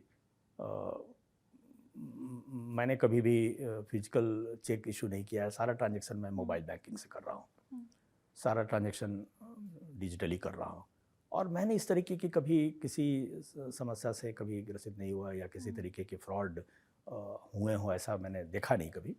तो सबसे ज़रूरी है कि आप अवेयरनेस कैसे क्रिएट करते हैं। और कभी भी अननोन नंबर से कोई कॉल आता है जिसमें आपसे आपके अकाउंट के डिटेल मांगे जाते हैं या कोई ओटीपी मांगा जाता है, तो कभी भी आप इन चीज़ों को किसी भी अननोन व्यक्ति से शेयर ना करें। अगर आपके पासवर्ड हैं, उस पासवर्ड को हमेशा आप फ्रीक्वेंटली आप उसको कुछ चेंज करते रहें। आई थिंक कुछ चीज़ों को, जो कि बहुत ही मूलभूत ये चीज़ें हैं, अगर इनके ऊपर हम ध्यान दें तो आई थिंक डिजिटल बैंकिंग बहुत ही सेफ़ है। इसमें कोई आपको चैलेंज महसूस नहीं होगा। लेकिन बैंक्स के लिए भी तो बैकएंड अपना सेफ रखना हाँ, कितना बड़ा वो एक चैलेंज दूसरा है। एस्पेक्ट है। एक तो हो गया कि आप तो ये कस्टमर के लिए अवेयरनेस के हो लिए गई। है, लेकिन इसके साथ साथ सारे बैंकों को, और मैं अगर अपनी पीएनबी की बात करूं तो हमने अपने सिस्टम को काफ़ी रोबस्ट बनाया हुआ है, क्योंकि हर रोज़ हमारे सिस्टम पे भी पेनिट्रेशन होता है और थाउजेंड्स ऑफ हिट्स आते हैं फ्रॉम डिफरेंट कंट्रीज। हर रोज़ हम लोग इसको मॉनिटर करते हैं। तो इसके लिए ज़रूरी है कि आपकी जो सिस्टम है वो कितनी रोबस्ट है।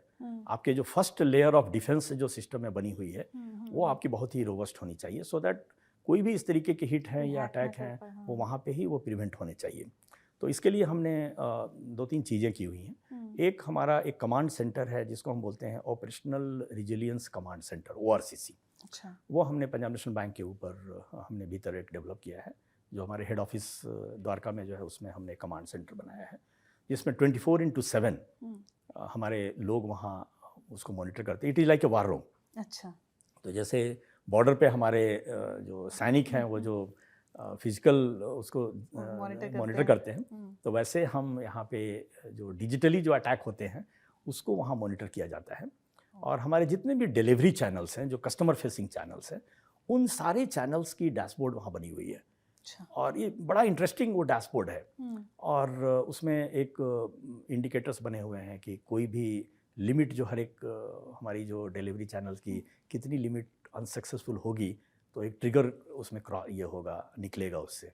वो सारी चीज़ें मॉनिटर होती हैं और कभी भी उस लिमिट को कोई भी चैनल हमारा क्रॉस करता है, और वो जो ट्रिगर बनी हुई है बहुत ही स्ट्रिक्ट ट्रिगर्स बनी हुई हैं, तो जैसे ही उसको ये होता है, क्रॉस होता है, तो इमीडिएटली हमारे जो उस डिजिटल टूल के जो ओनर हैं, जो हमारे आईटी के हेड हैं या बिजनेस विंग हैं, उनको अलर्ट किया जाता है फिर कमांड सेंटर के थ्रू कि भाई आपकी ये जो ट्रिगर बनी हुई है, ट्रिगर क्रॉस हो रहा है, और ट्रिगर बड़ा ही स्ट्रिंजेंट होता है, जो एक साइबर अटैक का को हिंट करता है, ऐसा होगा? वो ऐसा मतलब हो सकता है कि साइबर अटैक हो, या आईटी में कोई किसी तरीके के चैलेंजेस हो, या जो because of the various things load बढ़ गए इसके कारण कहीं, तो वो ट्रिगर जब भी किसी भी कारण से हिट होता है, तो और बड़ा स्ट्रॉन्ग स्ट्रिक्ट ट्रिगर है, इमीडिएटली वो बिजनेस विंग और दी आईटी जो ओनर हैं उनके पास वो संदेश जाता है, और फिर वो लोग उसके ऊपर काम करते हैं एंड उसकी मॉनिटरिंग करती हैं। एक तो ये एक हमारा सेंटर बना हुआ है, फिर हमारा एक शॉक बोलते हैं, सिक्योरिटी ऑपरेशनल रिजिलियंस सेंटर है हमारा, देन नेटवर्क ऑपरेटिंग सेंटर है जिसको शॉक और नॉक बोलते हैं टेक्नोलॉजी के टर्म में। तो ये पूरे नेटवर्क हमारी जितनी है, पूरे बैंक की जो नेटवर्क है, 10,200 हमारी शाखाएं हैं, 12,000 ATM है, इसमें सारे में नेटवर्क हमारी हैं, सिक्योरिटीज़ लगी हुई हैं, तो इन सारे के एक कमांड सेंटर हमारी बनी हुई है, और उस कमांड सेंटर में 24/7 हमारे अधिकारी काम करते हैं उसके ऊपर। ये बिल्कुल वार रूम की तरह ये तीनों सेंटर हमारा काम करता है, और इमीडिएटली एनीथिंग उस पे हिट होता है तो उसकी ट्रिगर आती है और उसको मॉनिटर किया जाता है। तो बहुत ही सक्सेसफुली हमारा जो पंजाब नेशनल बैंक का पूरा टीम है उस सारी चीज़ों को प्रिवेंट करता है, और जैसे हमारे सैनिक पूरी मजबूती के साथ बॉर्डर पे लगे हुए हैं, और वो एक पूरे हमारे देशवासियों को आश्वस्त करते हैं कि आप निश्चिंत होकर सोइए और हम आपकी हिफाजत कर रहे हैं। पंजाब नेशनल बैंक की तरफ से मैं अपने सारे 18 करोड़ प्लस ग्राहक को यह आश्वस्त करता हूं कि आप जो भी बैंकिंग हमारे साथ कर रहे हैं, आप बिल्कुल सुरक्षित है, आपके अकाउंट सुरक्षित है, आपके ट्रांजैक्शन सुरक्षित है। आपने कभी नहीं सोचा प्राइवेट बैंकिंग मतलब एक स्विच किया जाए पब्लिक सेक्टर से प्राइवेट में? नहीं, ऐसी मानसिकता कभी भी नहीं आई।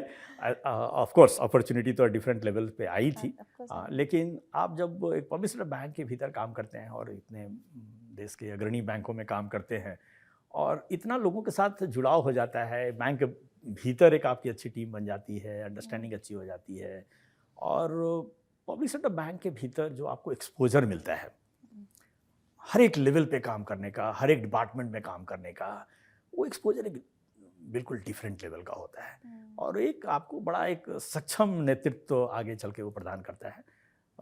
I think corporation bank, union bank, Canara bank और आज पंजाब नेशनल बैंक में जितना मुझे मौका मिला और जो अनुभव मुझे मिला, I think it is only because of the public sector character. क्या बात है।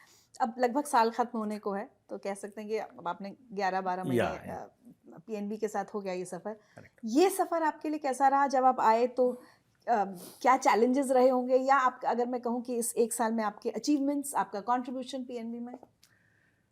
देखिए, इतिहास तो मैंने बताया, बहुत ही गौरवशाली हमारा इतिहास रहा है, और जिसके फाउंडर इतने बड़े शख्सियत रहे हों, तो हमारे जो एथिक्स, मोरल वैल्यू जो हमारी बैंक की है बहुत ही स्ट्रॉन्ग है।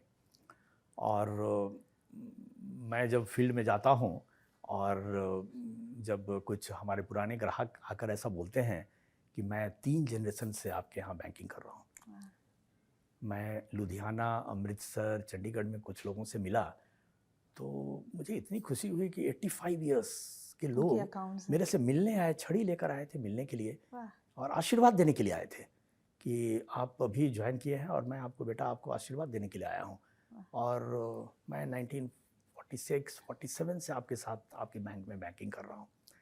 तो मैंने देखा कि पंजाब नेशनल बैंक के भीतर लोगों की बॉन्डनेस कस्टमर की इतनी स्ट्रांग है, तो इसको महसूस करके फिर मैंने भी सोचा कि डेफिनेटली आई थिंक इस इतना ट्रस्ट और फेथ जो हमारे बैंक के भीतर है, पीएनबी के भीतर, आई थिंक हमें भी कुछ योजनाएं करनी चाहिए, नई योजनाएं लानी चाहिए।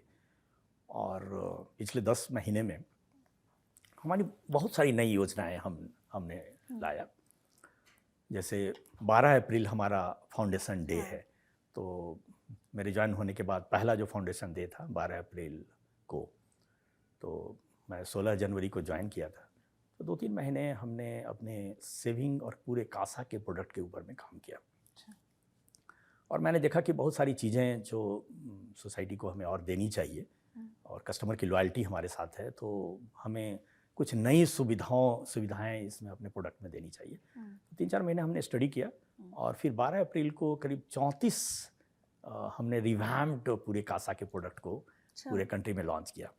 और हमारे DFS secretary Shri M. Nagaraju sir के हाथों से हमने उन सारी प्रोडक्ट को लॉन्च किया और उसमें आज हमारे पास बेहतरीन सैलरी प्रोडक्ट है, नॉन सैलरी प्रोडक्ट है, वीमेन सेंट्रिक स्पेशल प्रोडक्ट है, यूथ के लिए हमारे प्रोडक्ट हैं, किसान के लिए पहली बार बैंक ने स्पेशल प्रोडक्ट हमने लॉन्च किया, सीनियर सिटीजन के लिए हमने नया प्रोडक्ट लॉन्च किया।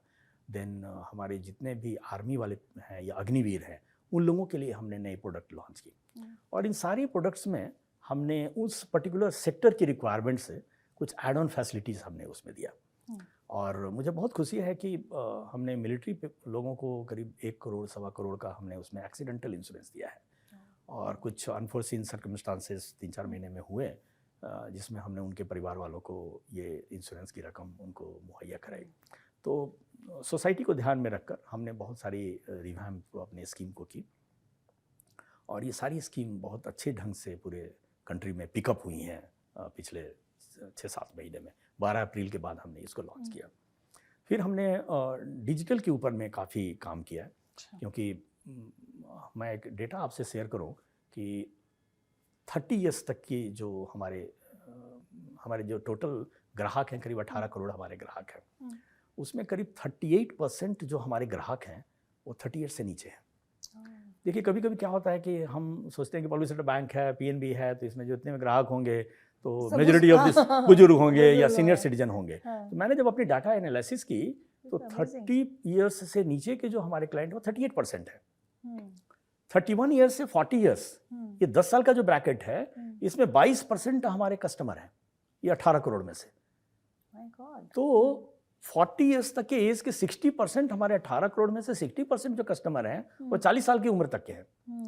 तो हमने देखा कि इनके लिए हमें कुछ डिफरेंट करनी पड़ेगी, बिकॉज 30 साल के लोग जो है ये यंग जेन है, ये हमारे भाई यंग जनरेशन है ना। इसको अगर हम वही चीज़ें बोले कि एस्पिरेशंस अलग हैं, उनकी रिक्वायरमेंट अलग है, वो आज भी वही सीमलेस फैसिलिटी चाहते हैं। क्योंकि अपने घर में मैं खुद ही देखता हूँ, मेरी डॉटर है तो भाई मुझे बैंक नहीं जाना है, सब कुछ मेरे घर पे चाहिए, मेरे मोबाइल पे सब कुछ चाहिए। जो बैंक ये सारी फैसिलिटी दे रहा है हम उसके साथ बैंकिंग करेंगे। तो अभी तक क्या होता था कि प्राइवेट बैंक हमारे दिमाग में आता था कि भाई वही एक बैंक है जो कर सकता है।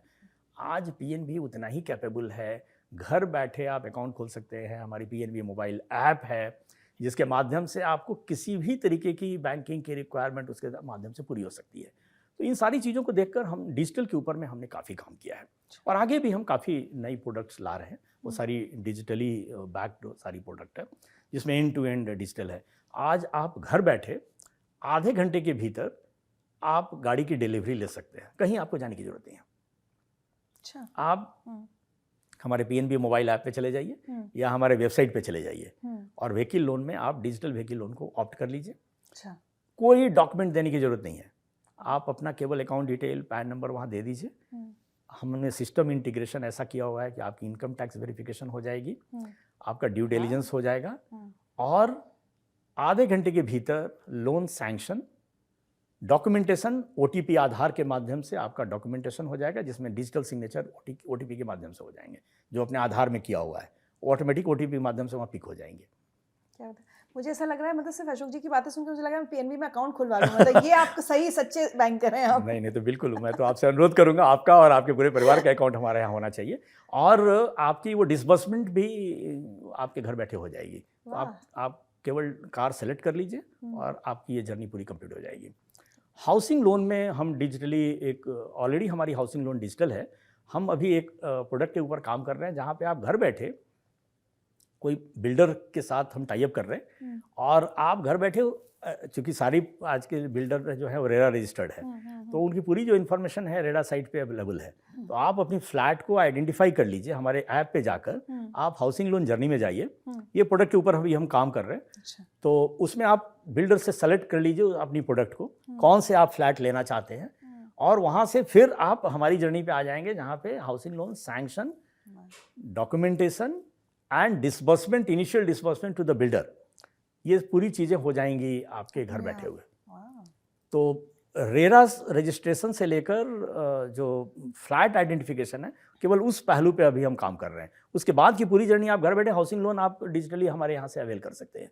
तो इस तरीके की पूरी जर्नी हमने अभी पूरी तरह डिजिटल की है, और आज की डेट में हर 5वां लोन जो पीएनबी में हो रहा है वो डिजिटली हो रहा है, और इसको और आगे हमें आगे ले जाने की आवश्यकता है, और इसके ऊपर और हम आगे काम कर रहे हैं। पीएम सूर्यघर हो, प्राइम मिनिस्टर जो विश्वकर्मा लोन है, या विद्या लक्ष्मी, पीएम विद्या लक्ष्मी जो स्कीम है, ये पूरी की पूरी डिजिटल है। स्टूडेंट को कहीं भी जाने की जरूरत नहीं है, उसका इस कॉलेज में एडमिशन हो जाता है, वो पीएम विद्या लक्ष्मी पोर्टल पे जाके लोन को अप्लाई कर दे, और ऑटोमेटिकली उसमें सारे पब्लिशर बैंक और सारे बैंक उसमें जुड़े हुए हैं, उसमें पीएनबी भी है, और वहाँ से हम जर्नी को पिक करके और हम उनको सैंक्शन, डिसबर्समेंट सारा हम उसको दे सकते हैं। ज़रूरत क्या है आज की डेट में, ये सारी चीज़ों को अवेयरनेस क्रिएट करने की है। ये सारी चीज़ें हम दे रहे हैं, लेकिन वो परसेप्शन होता है प्राइवेट बैंक्स को लेकर और पब्लिक से। आई थिंक उसके ऊपर काफ़ी काम करने की ज़रूरत है, और हम उसके ऊपर ही काम कर रहे हैं कि भाई आप पब्लिक बैंक के भीतर आइए और इन सारी सुविधाओं का आप लाभ जरूर लीजिए। सारी सुविधाएं डिजिटली है, हैसल फ्री है और ट्रांसपेरेंट है। एक और एस्पेक्ट पे ज़रूर आपसे थोड़ा इंसाइट्स चाहूँगी। इसको हम क्या नाम दे सकते हैं, वर्क कल्चर का नाम दे सकते हैं कि जैसे हम लोग लगातार बात कर रहे हैं ना कि वो 90 की पीढ़ी, उस समय ये होता था कि जितना ज़्यादा काम करो, 20 घंटे काम करो, बिल्कुल मजदूरी करते रहो, तब आप बहुत अच्छा ग्रो करोगे, आगे बढ़ना है तभी बढ़ेगा आदमी। अब हम देखते हैं जेनजी के थोड़े कॉन्सेप्ट्स क्लियर हैं, ठीक है 8 घंटे नहीं करेंगे, लेकिन उनकी अपनी लिमिट्स हैं, उसके बियॉन्ड वो आप उनसे नहीं काम करा सकते। How do you see that, ये ठीक है या वो ठीक था? देखिए, मेरा हमेशा मानना रहा है कि आप जितने देर काम करते हैं आप इफ़ेक्टिवली काम कीजिए, और मैं अपने सारे स्टाफ को भी ऐसा ही बोलता हूँ कि आपकी जो ड्यूटी है 10 से 5, 10 से 6, जो भी आपकी ड्यूटी है, उस ड्यूटी में आप 100% दीजिए। उस ड्यूटी में फिर आप व्हाट्सएप और फेसबुक और ट्विटर और लिंक्डइन खोल कर बैठेंगे और फिर बोलेंगे कि मुझे 9 बजे तक बैठना पड़ रहा है, तो मैं उससे एग्री नहीं करता हूँ, और फिर वो डिस्ट्रैक्शन हो जाता है। फिर वो तो अगर हमारे बैंकिंग के भीतर ही सारे स्टाफ अगर कमिटमेंट के साथ जो वर्किंग आवर उनको मिली हुई है, पूरे डेडिकेशन के साथ अगर वो काम करें, तो आई थिंक बड़ा इफ़ेक्टिव उनका कंट्रीब्यूशन हो सकता है। और मैं तो हमेशा यही फील करता हूँ कि आप जो भी पीरियड, जो भी आपको समय दिया गया है, उसको इफेक्टिवली यूटिलाइज़ कीजिए, वेरी सिंसिरिटी और ऑनेस्टी के साथ उस टाइम को स्पेंड कीजिए। वो टाइम सफिशिएंट है आपको पूरी जो रिक्वायरमेंट है उसको पूरी रिक्वायरमेंट पूरी करने के लिए वो काफ़ी है। आप ज़रूर उस, बट दिक्कत यही है कि बहुत लोग डिस्ट्रैक्ट हो जाते हैं, दूसरी चीज़ें में इन्वॉल्व हो जाते हैं, तो फिर आपको तो फिर एक्स्ट्रा काम करना पड़ेगा। As a leader, how accessible and available are you? I think शुरू से एज ए ब्रांच मैनेजर से लेकर रीजनल हेड रहा हूँ, या ईडी रहा हूँ, या एमडी रहा हूँ, मेरा केबिन हमेशा खुला रहता है। एज एन एमडी ऑल्सो मेरा केबिन हमेशा ओपन रहता है, और ये कोई ऐसा नहीं है कि पीएनबी में आने के बाद मैंने किया है। एज एन ईडी में कैनरा बैंक में भी था, तो वहाँ भी मेरा डोर जो था वो ओपन रहता था। कोई भी आदमी कभी भी आकर मेरे से बात कर सकता है। मैं जब भी ऑफिस में हूँ तो मेरे साथ कोई अपॉइंटमेंट लेता है तो मुझे ठीक नहीं लगता है। देखिए, हम लोग पब्लिक सर्विस में हैं और हमारा काम है अपने स्टाफ से मिलना, अपने कस्टमर से मिलना। ब्रांच मैनेजर भी मैं था, और मैं सारे अपने स्टाफ को भी बोलता हूँ, केबिन कल्चर जब आपके भीतर आ जाती है तो फिर आप अपने एम्प्लॉय से कट जाते हैं और अपने कस्टमर से कट जाते हैं। तो एज ए एमडी के रूप में मैं हमेशा मानता हूँ कि आप जितना एक्सेसिबल अपने एम्प्लॉय के साथ रहेंगे, आपका एम्प्लॉय जो है, आपका जो स्टाफ है, वो उतना इन्वॉल्व रहेगा आपके कस्टमर के साथ। और इसके लिए मैंने मेरी 22 जोन्स हैं पूरे कंट्री में। अभी तक मैंने 20 जोन में हमने एक टाउन हॉल मीटिंग सभी जगह मैंने कंडक्ट किया है। अच्छा। मैंने या 20 जोन सबके साथ सारे हाँ, मैं जाता हूँ वहाँ, और सारी जोन में जाता हूँ, तो पूरा एक दिन तो पूरा कम से कम इन्वेस्ट करता हूँ मैं उसमें। मैं कस्टमर मीट करता हूँ, लोगों के साथ, एमएसएमई कस्टमर के साथ मिलता हूँ। स्टार्टअप में काफ़ी अच्छा काम हो रहा है देश के भीतर, तो उसमें कुछ एंटरप्रेन्योर्स के साथ मिलता हूँ। और शाम को मैं 6 बजे के बाद एक टाउन हॉल मीटिंग करता हूँ अपने स्टाफ के साथ, और मुझे बहुत खुशी है अपने बैंक के विषय में बताने में कि हमारे एम्प्लॉय इतने इन्वॉल्व हो गए हैं इस टाउन हॉल मीटिंग में। 19वां टाउन हॉल मीटिंग अभी हाल में मैंने किया है देहरादून में। अच्छा। और उस टाउन हॉल मीटिंग हमारे 6 बजे से शुरू होती है और 10:30 बजे रात को मुझे खुद बोलना पड़ता है कि आप सारे लोग बहुत दूर से आए हैं और अच्छा। आप खाना डिनर लीजिए और फिर सुरक्षित घर जाइए। अदरवाइज़ वो पूरी तरह इन्वॉल्व रहते हैं डिस्कशन में और इसमें। तो उसमें 2-3 बड़ा हमने उसको एक स्टैंडर्ड फॉर्मेट दिया है। करीब 1-1.5 घंटे मैं उनके साथ इंटरेक्ट करता हूँ, जिसमें मैं अपने बैंक की जो अच्छी चीज़ें हुई हैं और उसके साथ जो चैलेंजेस हमें हैं पंजाब नेशनल बैंक के प्रति, तो उन चैलेंजेस को मैं अपने पीपीटी के माध्यम से अपने सारे स्टाफ को शेयर करता हूँ। वो करीब 1-1.5 घंटे का मैं शेयर करता हूँ और करीब 45 मिनट्स मैं स्पेंड करता हूँ ऑन ह्यूमन एक्सीलेंस के ऊपर। आप अपने आप को कैसे डेवलप करें, अपने आप को कैसे अपने आप को इक्विप करें और इस सोसाइटी में जो चैलेंजेस हैं जो उसमें अपने आप को कैसे एडजस्ट करें। तो ह्यूमन एक्सीलेंस के ऊपर मैं कम से कम 45 मिनट स्पेंड करता हूँ क्वालिटी ऑफ लाइफ आपने बढ़ाने के लिए। और देन करीब 1-1.5 घंटे मैं ओपन सेशन रखता हूँ और मैं लोगों को बोलता हूँ कि आप भूल जाओ कि मैं एमडी बैठा हूँ। आप समझो कि आपका एक कलीग बैठा है और आप बिल्कुल खुलकर हाँ जो बोलना है, आपके जो भी चैलेंजेस हैं, जो भी पूछना है या जो आपको, क्योंकि आप फील्ड में हैं तो you know the challenges, competitors के साथ कैसा चल रहा है, कोई प्रोडक्ट में इंप्रूवमेंट चाहिए, कोई आईटी में इंप्रूवमेंट, जो भी चीज़ आपको फील होती है बड़ा ओपनली आप इसको बताइए हमारे। और उसमें इतने लोग इन्वॉल्व हो जाते हैं और इतनी अच्छी अच्छी सजेशंस हमारे पास उस माध्यम से आती है और उस सारी चीज़ों को हम डॉक्यूमेंट करते हैं।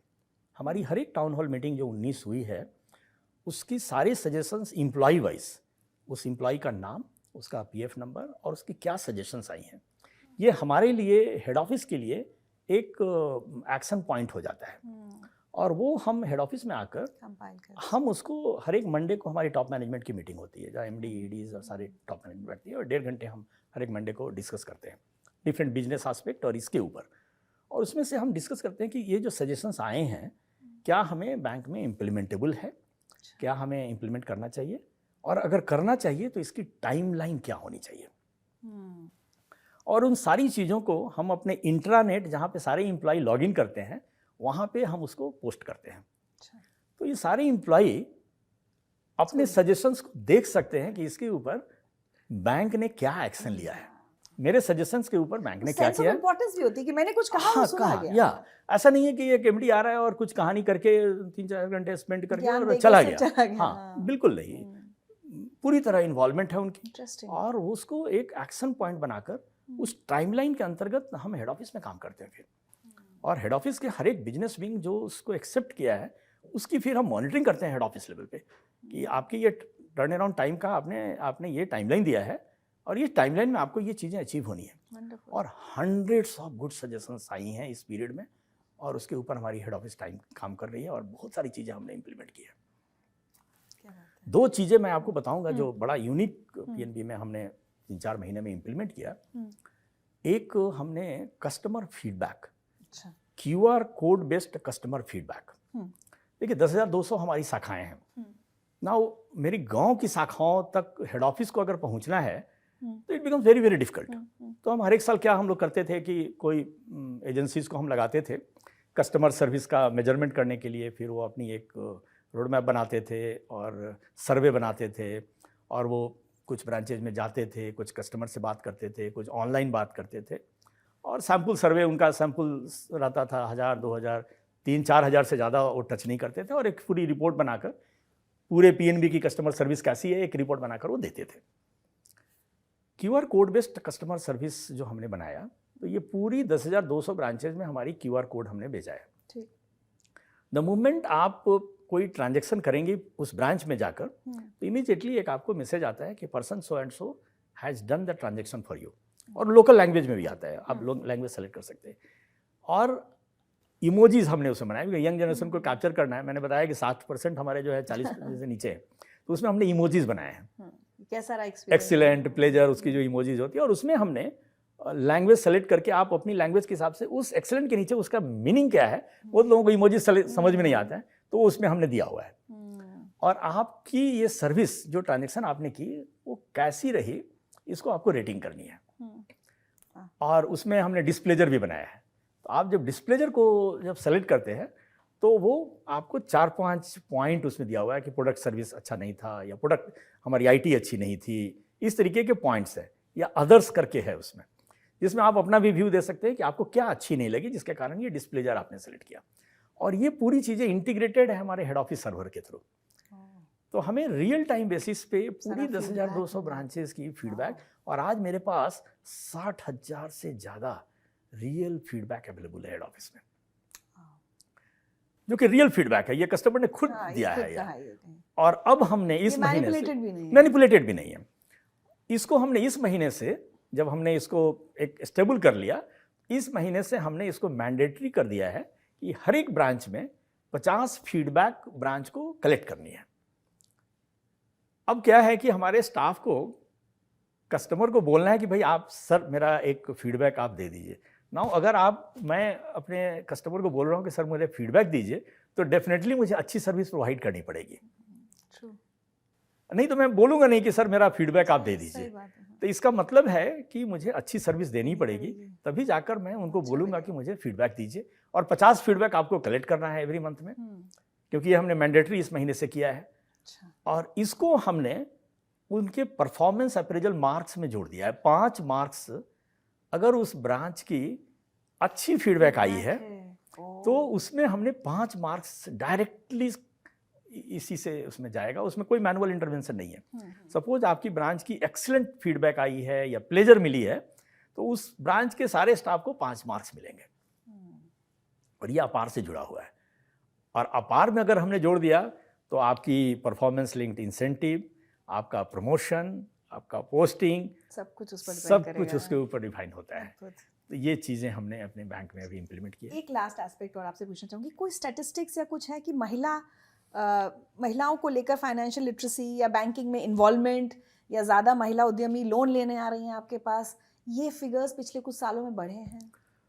देखिए, एक जो पूरे देश में 2014-15 से जो एक क्रांति के रूप में मैं इसे देखता हूँ, और ऑनरेबल प्राइम मिनिस्टर का जो विजन रहा, 56 करोड़ नए अकाउंट बैंकिंग सिस्टम में आए।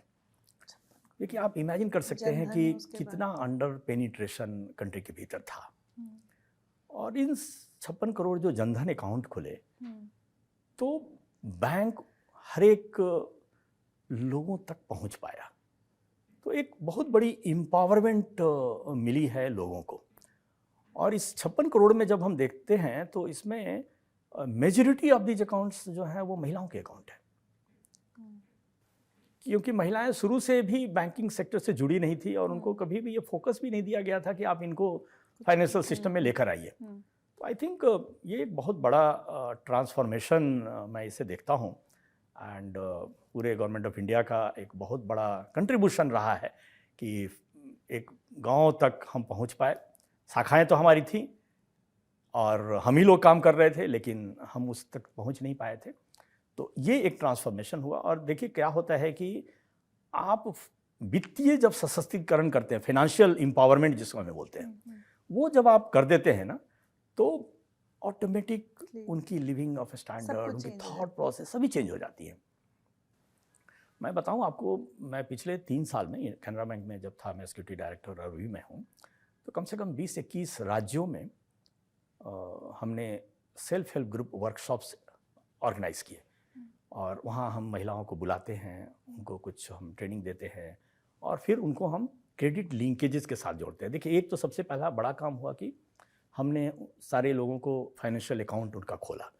लेकिन ये एक पहली कड़ी थी फाइनेंशियल लिटरेसी के बाद, लंबी यात्रा के लिए। हाँ, लेकिन ये केवल अकाउंट खोलना एक समस्या का समाधान नहीं है। तो दूसरी जो जर्नी अब स्टार्ट हुई है, जहाँ पे उनको क्रेडिट फैसिलिटीज़ हम कैसे दें उनको।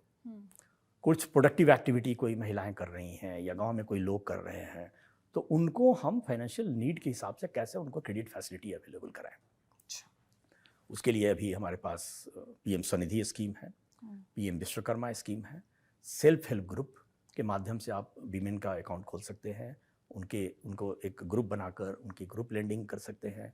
और आप जब आप लखपति दीदी का जो कंसेप्ट ने दिया है, इसके ऊपर बहुत बड़े स्केल पे काम हो रहा है।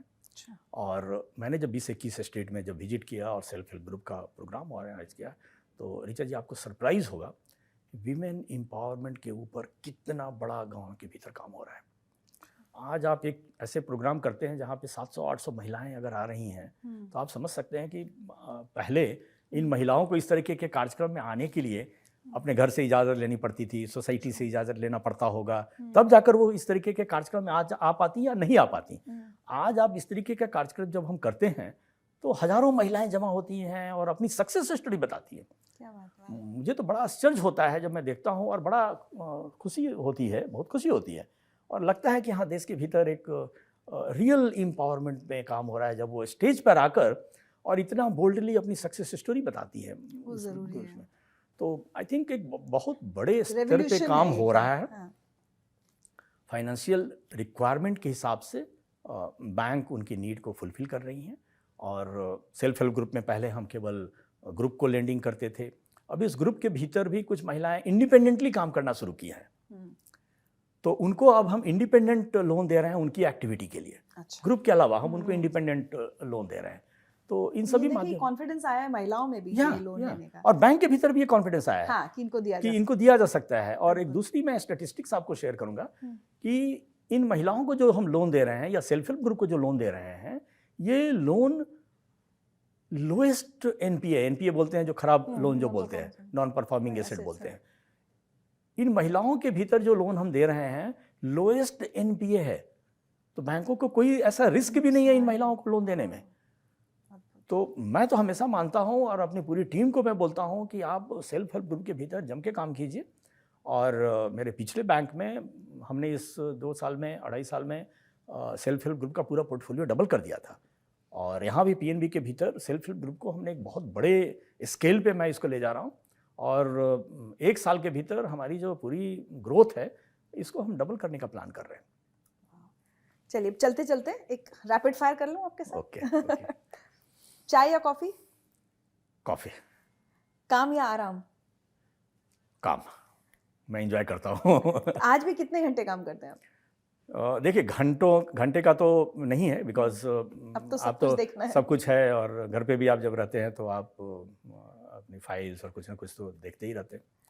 तो आई थिंक काम तो लगा ही रहता है। 16 to 18 आवर्स हो जाता होता ही है, या ये होता ही है और मैं एंजॉय करता हूँ इसको। हाँ, ये एंजॉय करता हूँ। जब आराम करते हैं, so your favourite time pass? Yes, मैं ओल्ड सॉन्ग्स जरूर मैं लाइक करता हूँ। अरे वाह। एंड गजल्स कुछ जगजीत सिंह और इनका बहुत ही अच्छा लगता है, एक शांति देता है। गाते भी हैं आप? प्रयास करता हूँ, लेकिन मैं not a good singer, but हाँ कराओके रखा हूँ और कुछ।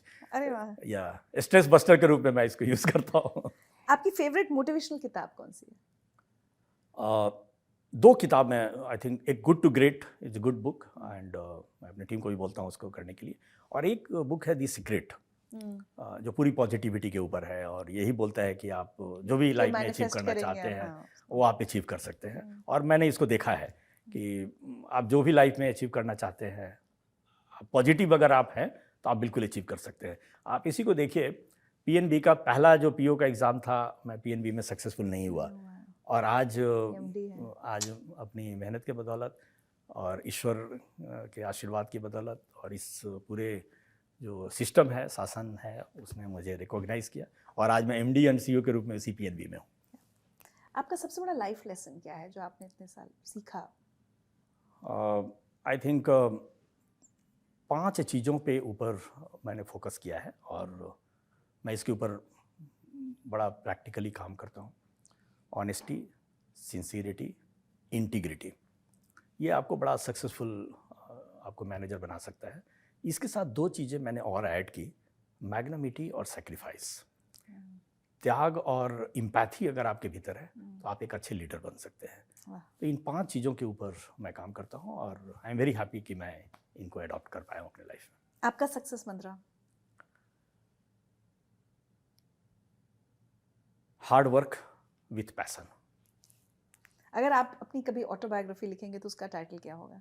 ओह ऐसा ख्याल तो अभी नहीं है क्योंकि I am sure you can write a motivational book. जब आपकी बातें सुन के मुझे लग रहा है नहीं, बट अगर कभी भी ऐसा हुआ तो I think honestly speaking. Honestly speaking, yes. Lovely. अब आपने छेड़ा है तो मैं सोच रही हूँ 2 लाइन कुछ सुनाएंगे आप, कुछ गा के सुनाएंगे अपना, नहीं वो अपना तो पसंदीदा गीत उसके लिए कभी और। बट बहुत बट अच्छा 2 लगा। लाइन मैं जरूर बोलूंगा। हाँ, जी। चलते चलते मेरे ये गीत याद रखना, कभी अलविदा ना कहना, कभी अलविदा ना कहना, कभी अलविदा ना कहना।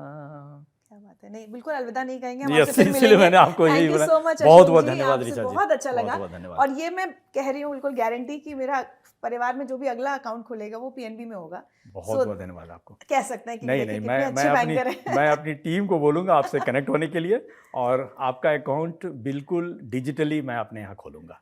थैंक यू सो मच, बहुत अच्छा लगा। थैंक यू, बहुत बहुत धन्यवाद।